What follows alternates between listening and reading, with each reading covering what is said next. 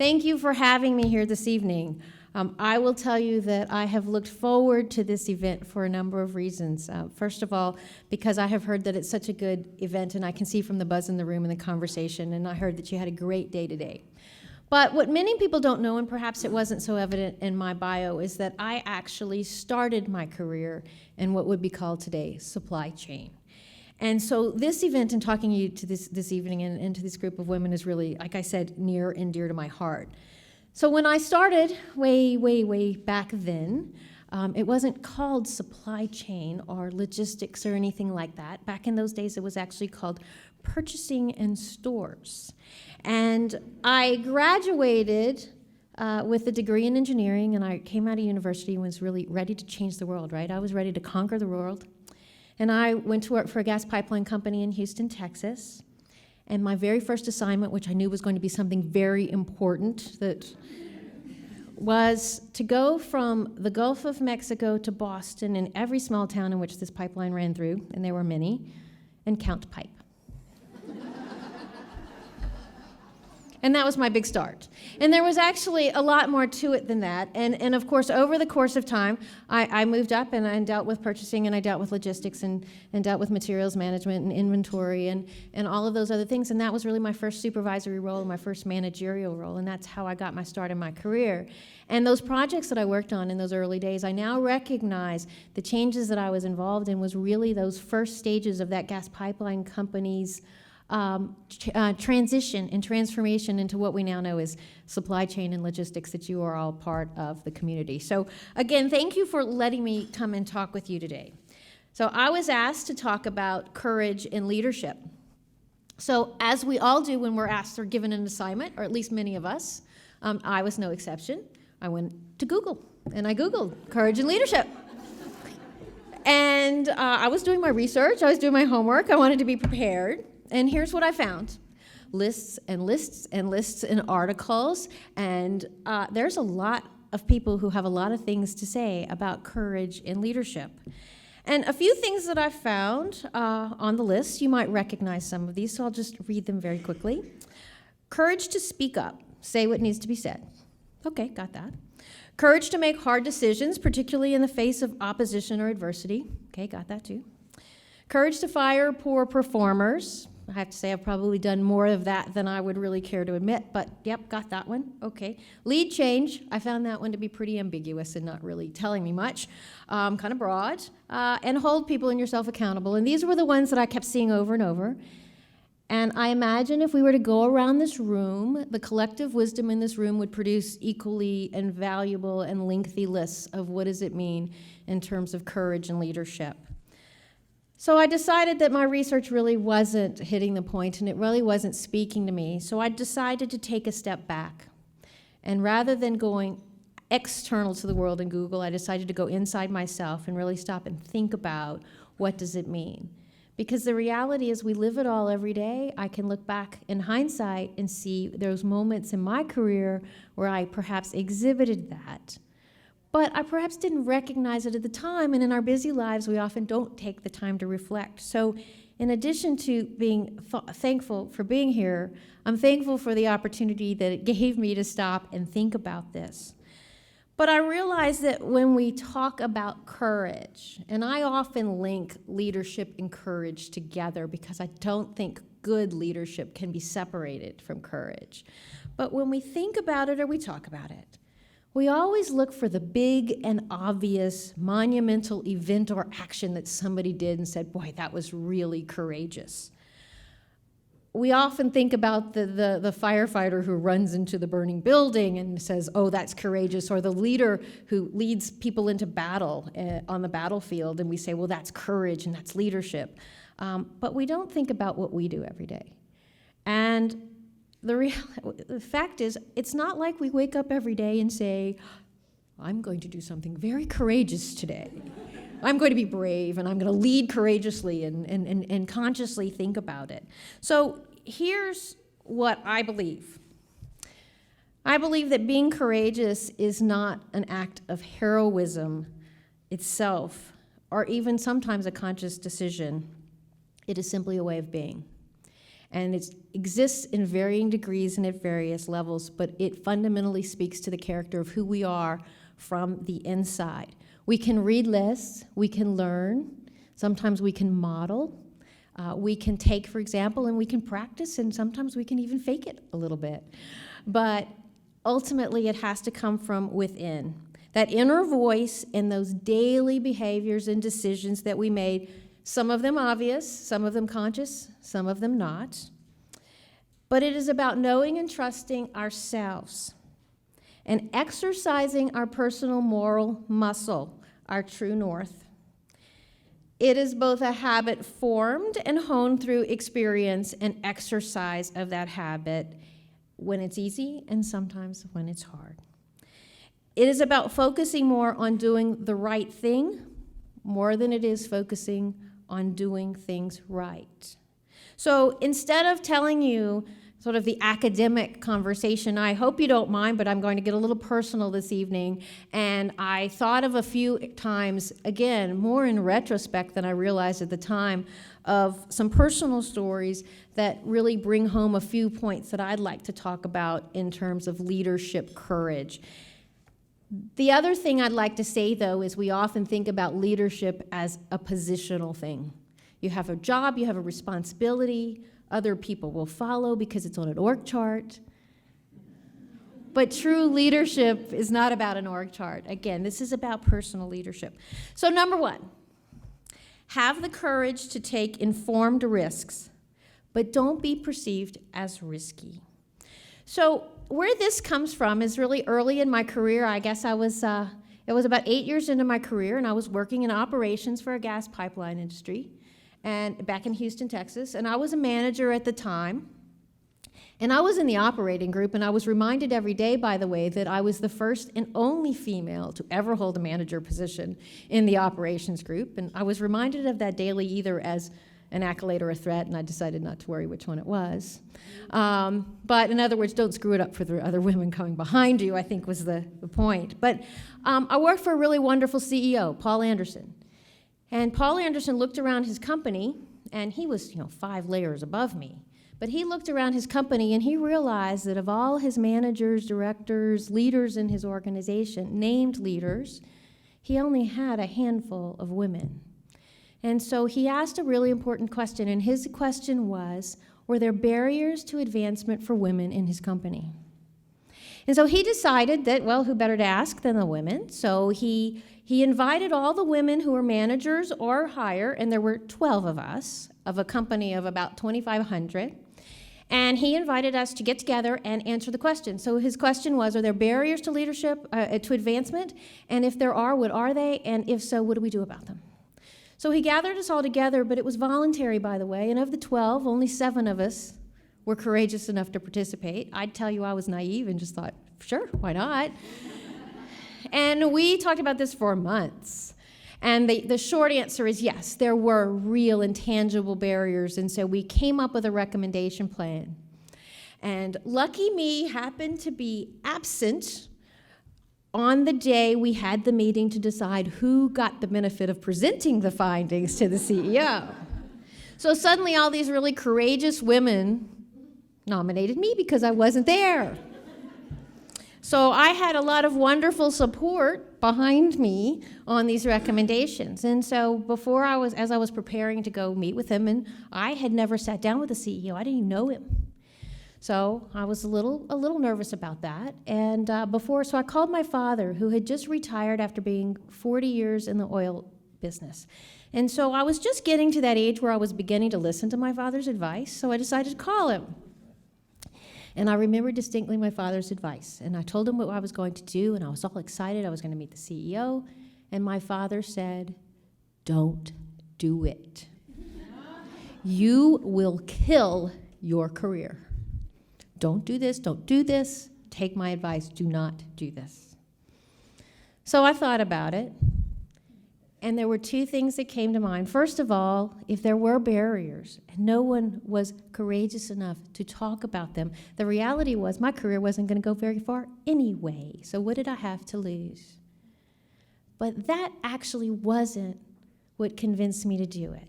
What convinced me to do it is I stepped back And I thought about it. And I said, well, number one, someone has to give him this message. And I realized that I had the confidence to ensure that I was going to deliver this message to him in a way that didn't sound whiny, didn't sound like I was complaining, wasn't acting like a victim. And I knew that I could deliver this message in a way that he would hear and understand. And I suddenly had this sense that said, well, in fact, not only can I do this, well, then who better to do this? If I'm going to entrust my career to someone else, why would I turn it over to someone else to bring this very important message forward? I was going to do it myself. So a 30-minute meeting with the CEO turned into 2 hours. He implemented the plan. I'd like to say things were a lot better. They got better. But the fact was he listened. But what it did, so I look back on my career and I can actually point to that moment when my career changed course.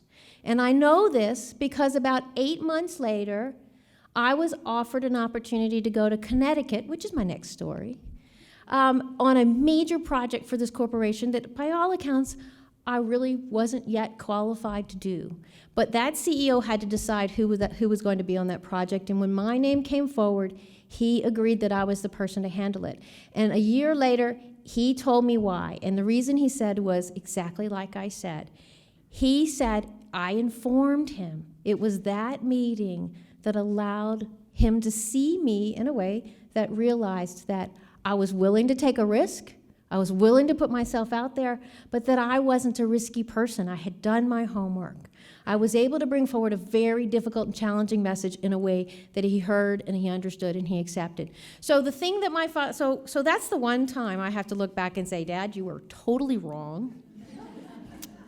But when I talk about that, don't be perceived as risky, and we all still have to do that. How we come across, and I'll still even today as women, making sure that it's not that we're the victim or we're complaining and it's everyone else's fault. What's our personal accountability?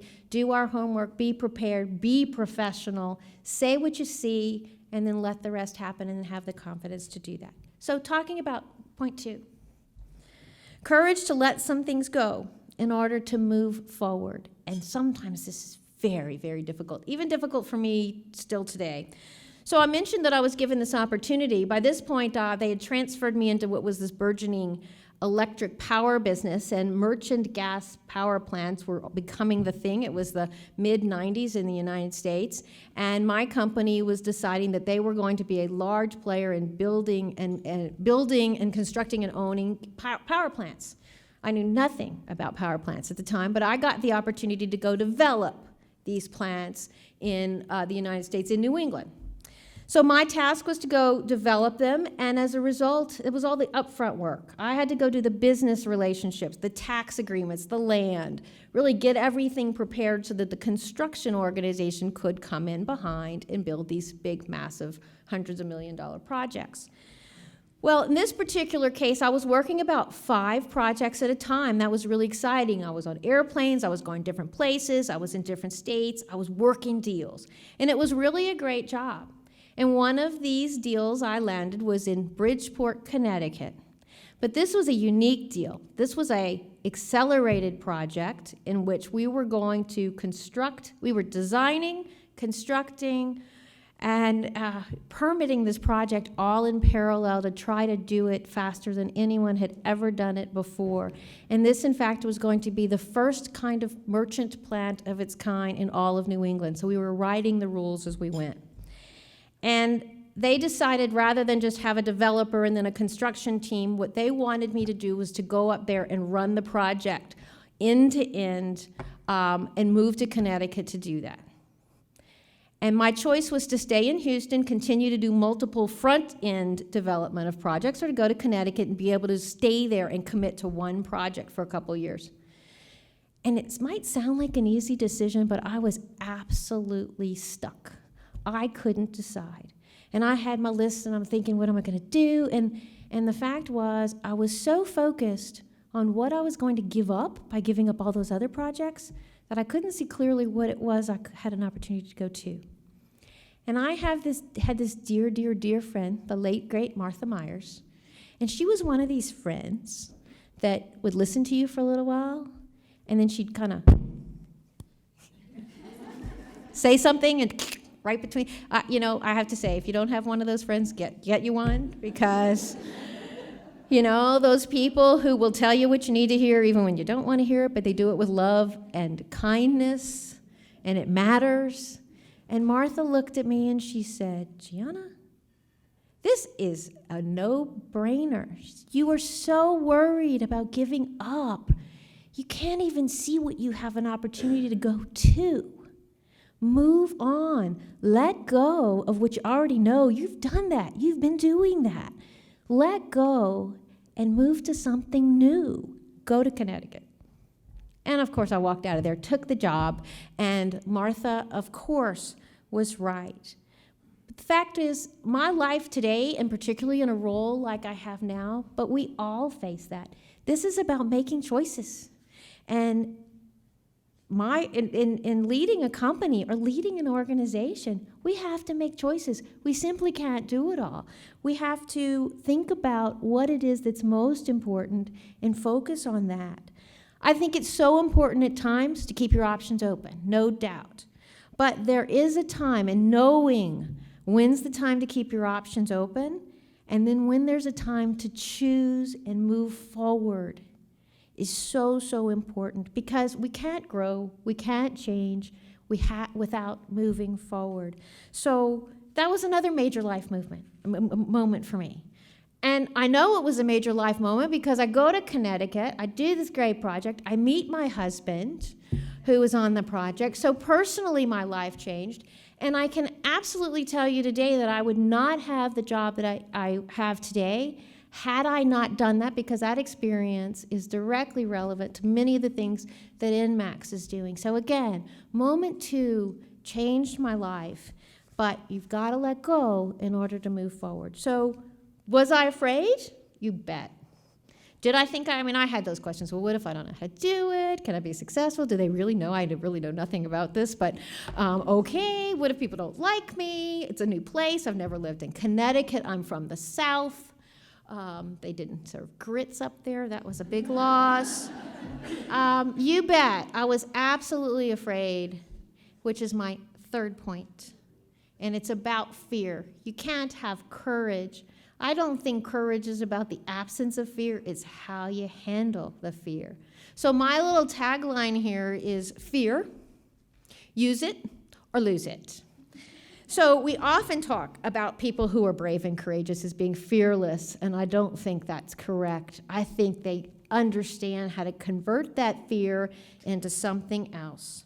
So rather than talk to you about my little story, if you'll indulge me again, is that all right?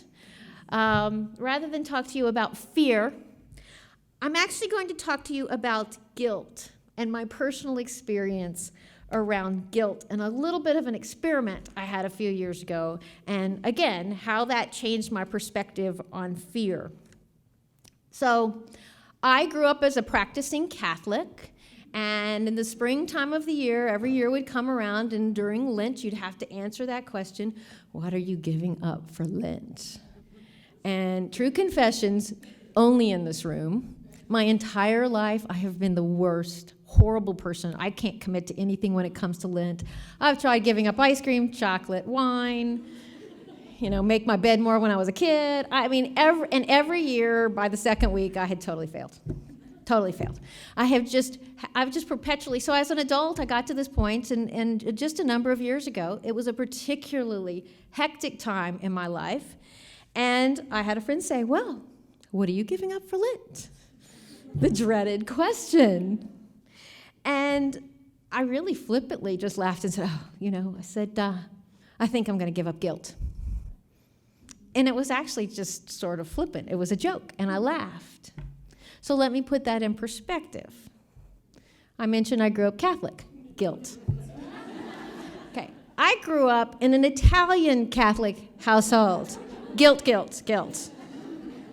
Okay, I'm a wife and I'm a mother, guilt, guilt, guilt, guilt, and I am a working mother with a career that often has taken me away from my kids, missed the Mother's Day event at the school, guilt, guilt, guilt, guilt, guilt, guilt. And so there were moments, particularly at this time, where I felt like my most common words were, I'm sorry. I started every sentence with, I'm sorry. And the fact was, I felt it at work, I felt it at home, everywhere I turned. I don't know that I was serving anyone very well. And so I thought, well, guilt, I'm going to really give up guilt. It'll last about 5 minutes, and then I will have failed and Lent again, and I'm done. But then a weird thing happened. I was driving home, and I started thinking about it, and I thought, it's really not such a bad idea. And so I decided, rather than set myself up for total failure, I was going to put some frame around it. I was going to put some parameters and see if this would work. So here's what I decided to try. I decided that when I felt guilty, if by feeling that guilt, I changed what I was going to do, I made it better, I did something differently, and I corrected it and got to a better place, that I was going to keep the guilt and convert it to something constructive and use it to move me forward. However, if it was just one of those guilt moments where I'm sorry, I feel so guilty, but in fact, I either wasn't able to do anything differently, or realized I wasn't going to be able to do it, or didn't want to do it, or the situation didn't lend itself to doing anything differently. Once I missed the event, it was kind of late to feel guilty, right? I couldn't change it. I decided to acknowledge it, say I'm sorry and truly mean it, and then just let it go. Because the fact was, I was carrying around like an entire cargo bay of guilt with me, and it was just adding up and compounding, and it wasn't doing my kids any good. It wasn't doing my colleagues at work any good. It wasn't doing me any good, my family, my husband. So I had to figure out either to convert it and use it or get rid of it.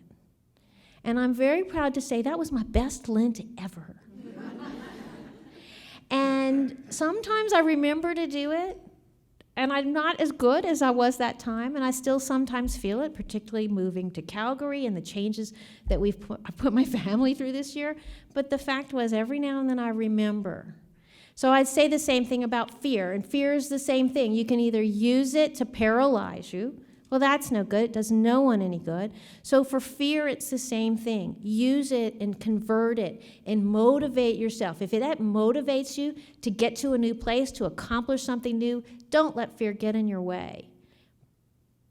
But lose it otherwise. If you're not going to do anything different, don't hold on to it. Just let it go and move on. So that's my last. So my last point is, and I think you guys might have talked about this a little bit, or I heard a little bit from the conversation. My last point is to have the courage to find your voice. Now, this is different from the point I made in the beginning, but say what you want, what you expect, whether it is with a partner, your boss, your team, and people that work for you. Put out your expectations and say what you want. I was one of these, and occasionally I'm still one of these people that I do this with my husband probably more than anybody, but I've been known to do it at work, is I have it in my head. I know exactly, people should know what I want. My poor husband, birthday time comes around and I don't get that really special birthday present that I really had wanted. And I realized, poor guy, I didn't even tell him. I expected him to read, I'm disappointed, right? And I expected him to read my mind. But the fact is, people can't read our minds. So if you want something, you need to say it. And so don't expect people to read your mind, because you will likely be disappointed in the outcome. So my little story here, and again, another life-changing event in terms of my career, was about 6 years ago, actually 5 years ago. I was working for Duke Energy and had moved around. At this point, my family and I were living in Charlotte, North Carolina. We had done 6 moves in 9 years, but it had taken us to places like Connecticut and London and back to Houston, Texas, and Ohio. And so we finally got to Charlotte, and we thought this was a great place. We'd settled in. And I had been running an organization. At this point, I was a senior vice president. So I was really successful in my career, but I had been in this role for about 3 years. And I had this fantastic boss at the time, and he continued to really support me. And he's like, well, she's been in this job 3 years. She doesn't stay in a job much longer than 3 years. We need to move her again. And to his credit, he was continuing to try to develop me for a role like I have today. And so after about 3 years, we'd go meet about once a month. He and I'd get together. And every time we'd meet, he'd start throwing job ideas my way. Well, what do you think about doing investor relations? And what do you think about this? And every time we would meet, he's saying, well, what do you think about this? And what do you think about that? And I realized what I was doing is I was saying, no, not interested in that one. I like what I'm doing. No. And this went on for months, by the way. And finally, it clicked with me. All I was doing was telling the poor guy, no. He's trying to help me, but I was giving him absolutely nothing to work with. And I was expecting he's going to figure it out. So, same as my husband, of course. I mean, don't you know I am so transparent? It's obvious what I want. How could he not know? And then I was actually, interestingly, at times getting frustrated that he kept offering me these roles that I had no interest in. So let me be clear about that. This was a different point in my career. In fact, earlier in my career, the reason I'm here is because someone would offer me something, and what about that? I was like, oh, I'm there. I'll do that. But at this stage in my career, for the very first time, I'd say, I stopped and decided it was time to be very strategic. Before, I knew as long as I was getting these experiences, my career was growing. But I knew that next role that I took was going to be the role that set me up for the rest of my career, given the position, the level that I was in. So it was time to be strategic. So I wasn't willing to take anything for the first time ever. New territory for me, but I, again, stepped back and said, I've got to give him something. So I thought, well, what is it? What is my criteria? And I'm going to try something novel. I'm going to communicate it to him. So the next time we met, I said, you keep trying to do something for me, and I'm giving you nothing to work with, so let me give you my criteria. So rather than you throwing things my way and I keep batting them back, I'll give you my criteria, and when something like that comes up that meets them, you can call me and you know that the answer will be yes. Well, the fact was, so here was my criteria. Number one, didn't want to move. The reason I specifically said that is because we had settled in. One of the opportunities continued to be to move back to Ohio, but that would have only been about a 2-year assignment. So I didn't want to relocate my family for only 2 years, particularly at this stage. So again, trying to be strategic. So I didn't want to move. I wanted to stay at headquarters.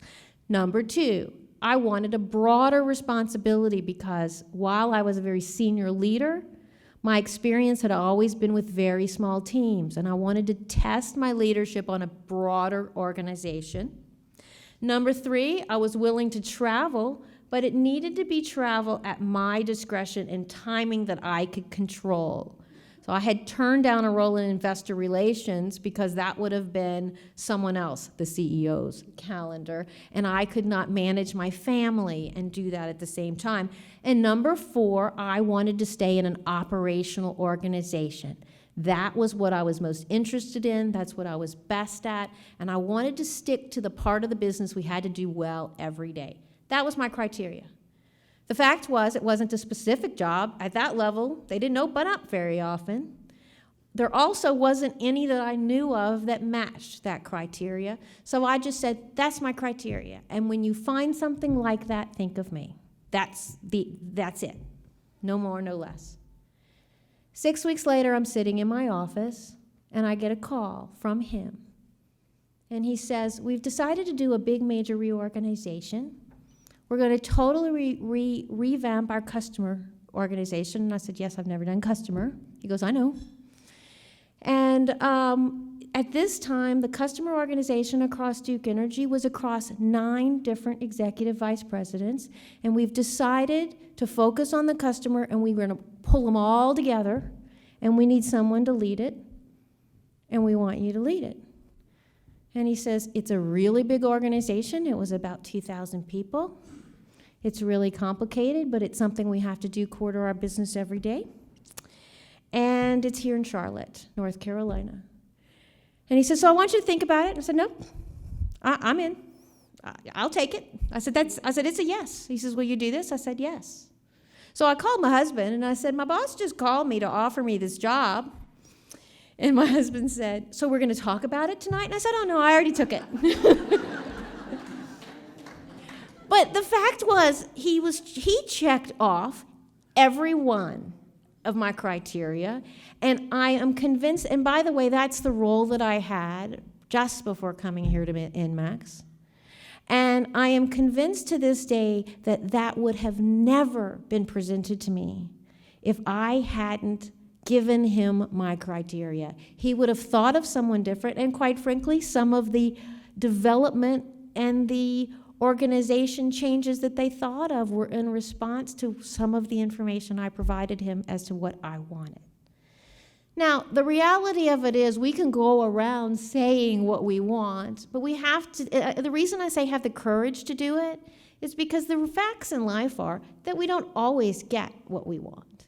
And in fact, when I walked out of his office, I thought the chances of my getting my list were very low. But here's how I felt when I walked out. I walked out of his office knowing that I had put forward what I truly wanted and what was of interest to me, and I had faith that if something came up, I was at least in the running because I had spoken with my own voice, and I knew it had been heard. Might not have gotten it, but you know what? I was kind of okay because I had spoken it.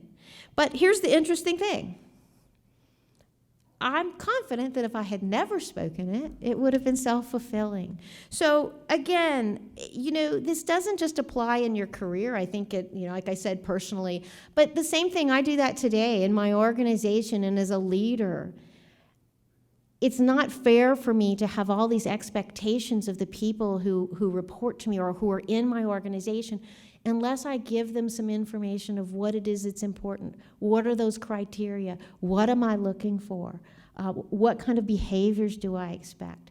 And then try to give them feedback. So find your voice.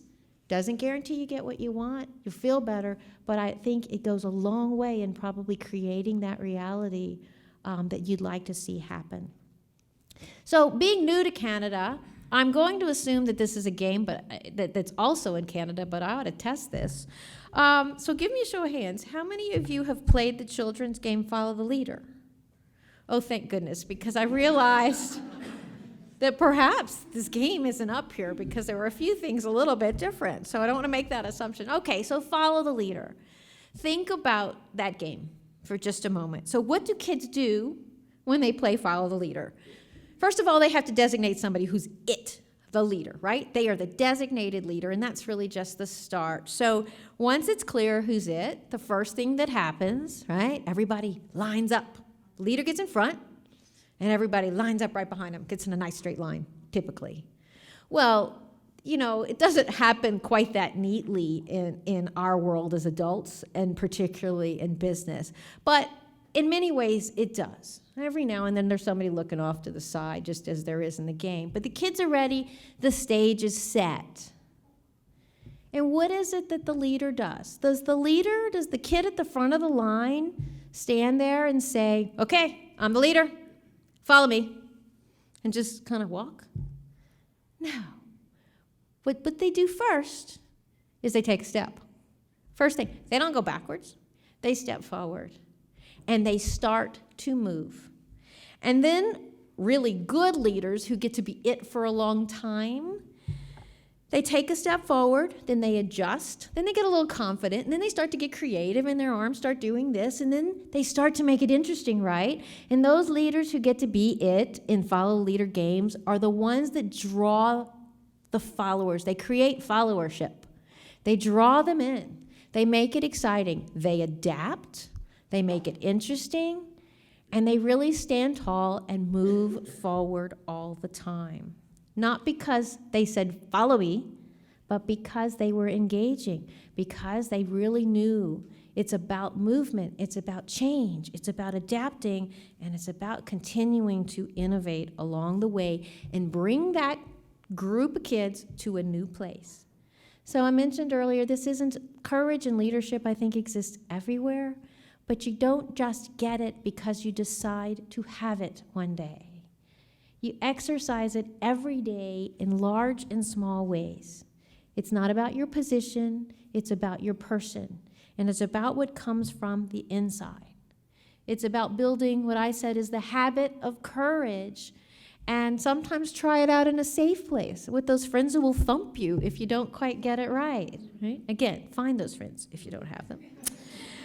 But it is about doing it in big ways and doing small ways. So when it comes to those really big decisions, sometimes in the moment they don't feel so big.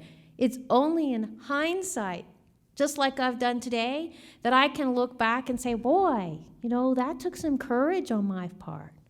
But I can't really say, and I had many people help me along the way, but I can't really say in the moment, I was thinking I was being courageous today. It was just a habit formed over time on little things, big things, all along the way. I think we have courage, and I think we have courage in being leaders in every single one of us. Embrace it, exercise it often, and celebrate it. So thank you again for your time this evening, and I hope a few of my stories might have provided just a few little nuggets that you can take home with you as well. So thank you.